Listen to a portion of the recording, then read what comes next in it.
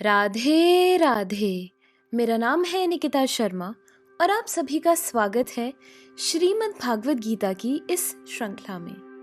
पिछले श्लोकों में हमने समझा कि किस प्रकार श्री कृष्ण अर्जुन को उत्तर देते हुए समझाते हैं कि कर्म संन्यास यानी कर्मों का त्याग और कर्म योग यानी भक्ति में काम करना दोनों ही मार्ग परम लक्ष्य की ओर ले जाते हैं, लेकिन कर्म योग कर्म संन्यास से श्रेष्ठ है।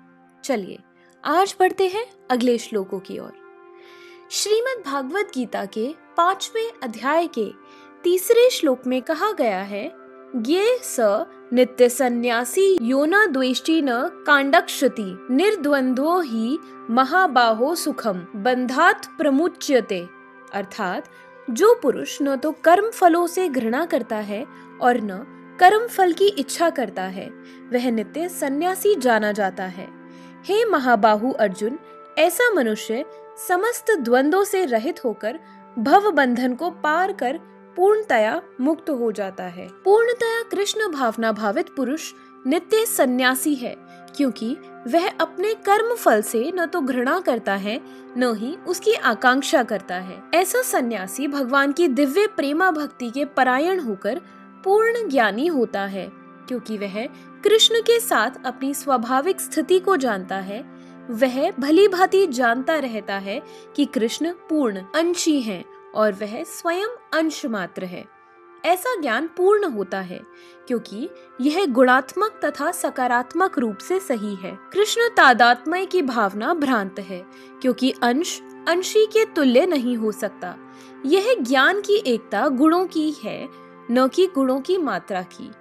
सही दिव्य ज्ञान है जिससे मनुष्य अपने आप में पूर्ण बनता है, जिसे न तो किसी वस्तु की आकांक्षा रहती है और न ही किसी का शोक।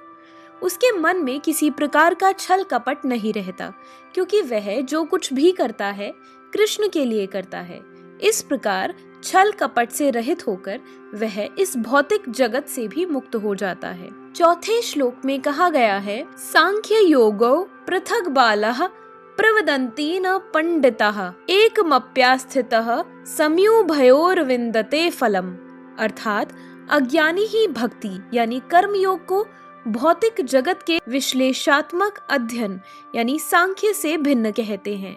जो वस्तुतः ज्ञानी है वे कहते हैं कि जो इनमें से किसी एक मार्ग का भली भांति अनुसरण करता है वह दोनों के फल प्राप्त कर लेता है। भौतिक जगत के विश्लेषात्मक अध्ययन यानी सांख्य का उद्देश्य आत्मा को प्राप्त करना है।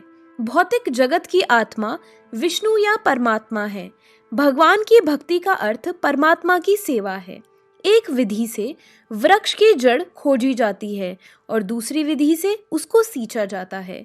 सांख्य दर्शन का वास्तविक छात्र जगत के मूल अर्थात विष्णु को ढूंढना है, फिर पूर्ण ज्ञान समेत अपने को भगवान की सेवा में लगा देता है। अतः मूलतः इन दोनों में कोई भेद नहीं है, क्योंकि दोनों का उद्देश्य विष्णु की प्राप्ति ही है।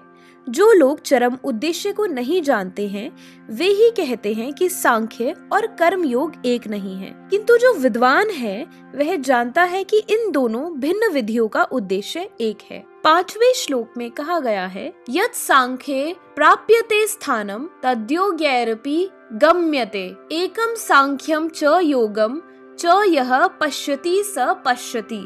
अर्थात जो यह जानता है कि विश्लेषणात्मक अध्ययन सांख्य द्वारा प्राप्त स्थान भक्ति द्वारा भी प्राप्त किया जा सकता है, और इस तरह जो सांख्य योग तथा भक्ति योग को एक समान देखता है वही वस्तुओं को यथा रूप में देखता है।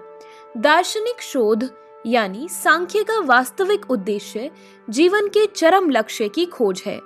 चूंकि जीवन का चरम लक्ष्य आत्म साक्षात्कार है, अतः इन दोनों विधियों से प्राप्त होने वाले परिणामों में कोई अंतर नहीं है। सांख्य दार्शनिक शोध के द्वारा इस निष्कर्ष पर पहुंचा जाता है कि जीव भौतिक जगत का नहीं अपितु पूर्ण परमात्मा का अंश है। फलतः जीवात्मा का भौतिक जगत से कोई सरोकार नहीं होता। उसके सारे कार्य परमेश्वर से संबंध होने चाहिए। जब वह कृष्ण भावनामृत वर्ष कार्य करता है तभी वह अपनी स्वाभाविक स्थिति में होता है।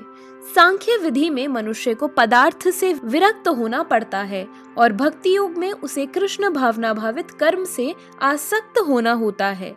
वस्तुतः दोनों ही विधियां एक हैं, यद्यपि ऊपर से एक विधि में विरक्ति दिखती है और दूसरे में आसक्ति। जो पदार्थ से विरक्ति और कृष्ण से आसक्ति को एक ही तरह देखता है, वही वस्तुओं को यथा रूप में देखता है। तो इसी के साथ हमारे आज के श्लोकों की वीडियो समाप्त होती है।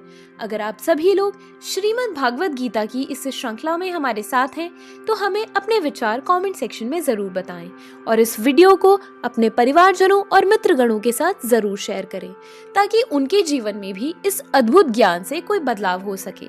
तो चलिए मिलते हैं अगले श्लोकों के साथ एक नई वीडियो में।